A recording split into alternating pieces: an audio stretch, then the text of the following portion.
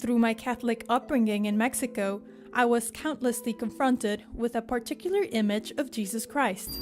His image can be found in any sort of environment, ranging from a makeshift altar at a 2-star hotel parking lot to the inner pocket of the latest fashionable bag, in the form of a pendant. He is depicted with effeminate features, unnaturally large eyes that seem to glow as they lovingly stare back at you, a full set of eyelashes that frames his eyes, further intensifying his gaze, and a soft smile. A cartoonish heart from which holy light emanates. All the elements somehow manage to be soft, yet intense. His powerful allure has managed to be loved and accepted by all social classes in Mexico.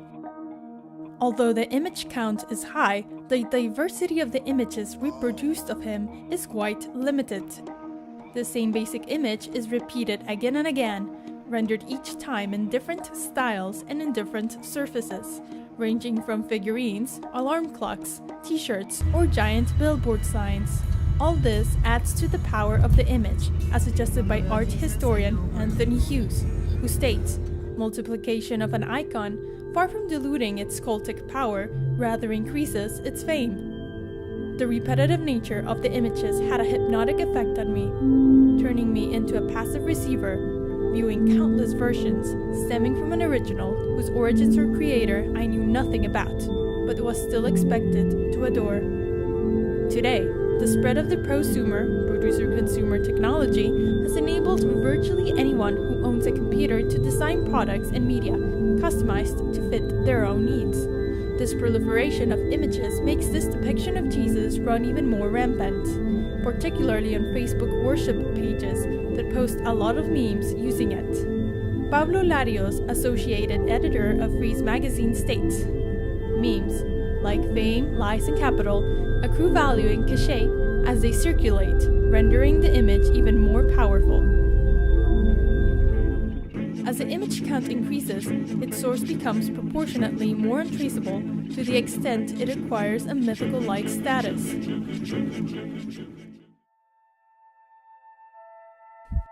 The memes actually further muffle the origins of the image by featuring Jesus in odd, anachronistic situations that lead to unintentionally funny results, thus distracting from the original image's intent. Jesus is also constantly featured working odd jobs. One day he is a surgeon, and on the next day he is a celebrity on the cover of a fake magazine. In a rather imposing manner, he asks people to like, share, and comment Amen by offering blessings and abundance in exchange. The memes are cluttered with kitschy images, such as flowers, emojis, sparkles, cherubic angels, and Disney characters like Tinkerbell, Winnie Pooh, and Mickey Mouse. The question apparently wasn't how to style the meme, but how many more cute things can I possibly add? In the more extreme cases, presumably Catholic Facebook pages include the image alongside very inappropriate posts featuring disturbing and sexual content, decontextualizing and even desecrating the image. After seeing the effects that meme culture has in rendering an image progressively meaningless by gradually obscuring its historical relevance, I decided to act as a counterforce to this current trend and find the original image from which all the others have been derived.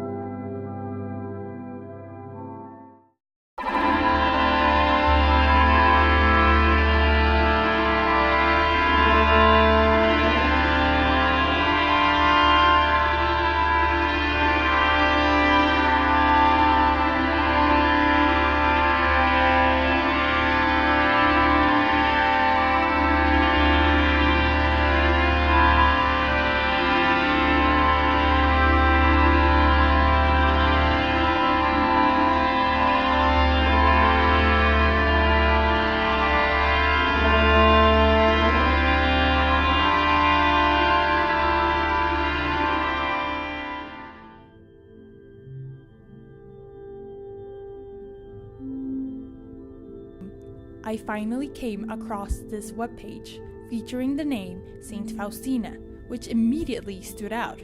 Thoughts started racing through my head. Could she be the artist who painted the original? I proceeded to Google Saint Faustina Jesus. Then this image appeared. It looked just the way I would imagine the original image to be. It had a painterly feel, as if a real, experienced painter made it, while still retaining the oddly kitschy facial proportions. You know, the big eyes, cute smile, luscious hair. The only thing I found odd were the eye bags around his eyes. He looked as if he just came from a long day of work, or a hangover, which the later airbrushed versions omitted in favor of a more pristine appearance. After a bit more research, the name of the painting was revealed to be The Divine Mercy, or Merciful Jesus.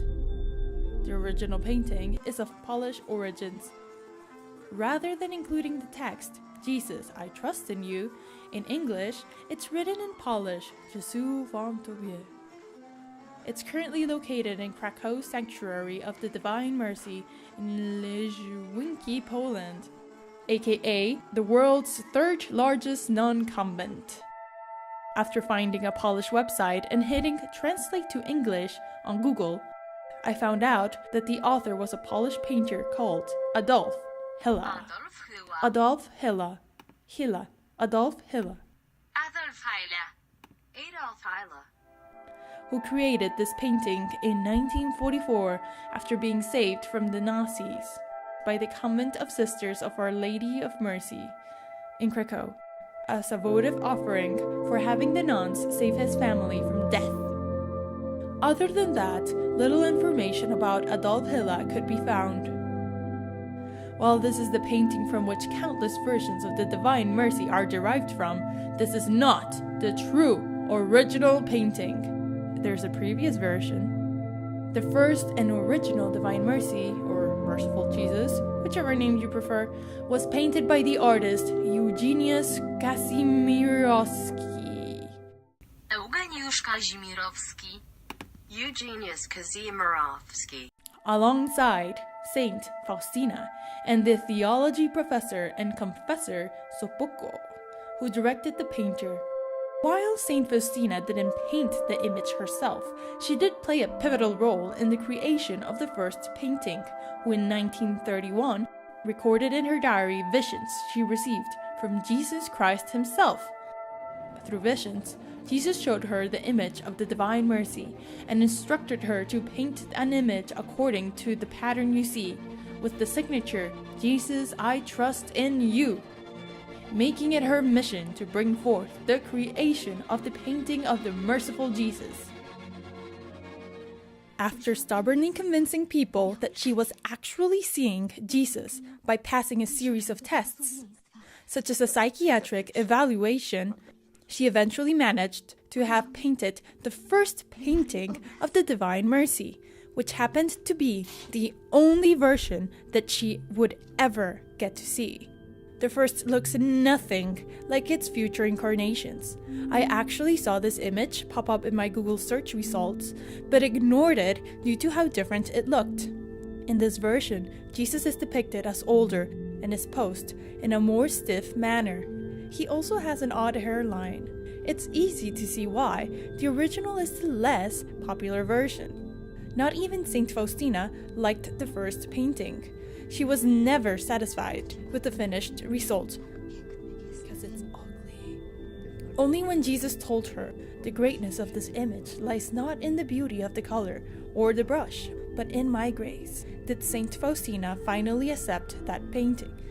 Curiously, Saint Faustina's tomb was placed in front of Hilla's painting in the chaplet. Whether she would have been fond of this version's luscious eyelashes and perfect hair will remain a mystery. But whether Kazimierowski's or Hilla's version are the true/better Divine Mercy is missing the point, because the Divine Mercy is not a particular painting, but an idea whose true author is Jesus. The modus operandi of Jesus Christ can be compared with the renowned conceptual artist Sol LeWitt. He viewed the artist as a generator of ideas, whose ideas could be the work of art. maintaining that, like an architect who creates a blueprint for a building and then turns the project over to a construction crew, an artist should be able to conceive of a work and then delegate its actual production to others.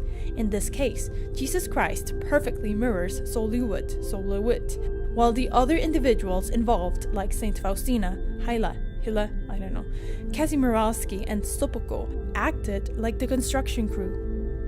Saint Faustina took great care in materializing her vision of the Divine Mercy as accurately as possible, so if she were to see the current renditions of the Divine Mercy alongside Disney characters and word art text, she would be certainly, at the very least, perplexed.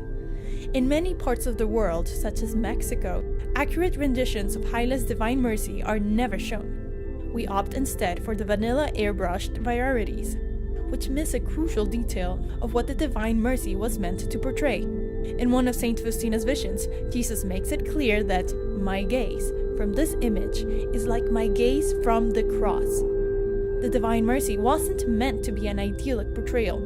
Rather, his gaze was supposed to reveal that he was suffering for the sins of humanity, which Hyla's version manages to capture by giving Jesus worn-out eyes.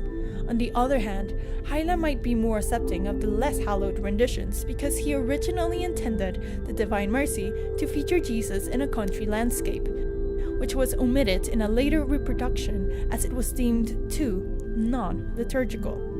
Which, if you look at the current renditions, it's even less liturgical, and that's an understatement.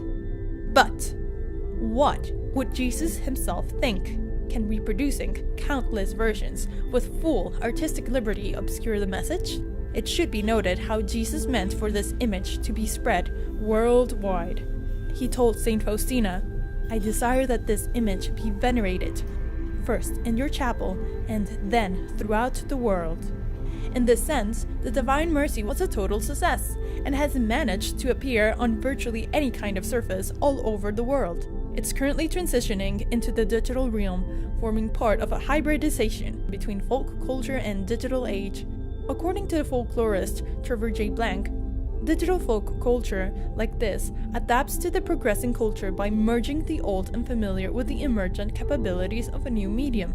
One of the aspects that differentiates folk culture from past trends is its focus on visuality, which is why eye-catching elements like Tinkerbell and sparkling roses are included alongside the Divine Mercy, exponentially increasing its viewership. Without them, the memes would soon become boring and fall into obscurity. Thus, one imagines that Jesus approves of the memes that use the Divine Mercy to help spread his grace within a generation of techno-natives. It should finally be noted how memes help shift power dynamics by being products of prosumer culture. They transfer authority from institutions to individuals. In terms of media production, this allows people to express themselves in ways that were previously only available to the most powerful sectors of society. This increases the possibilities for transformative social change because it opens conduits of influence that can move from the bottom up.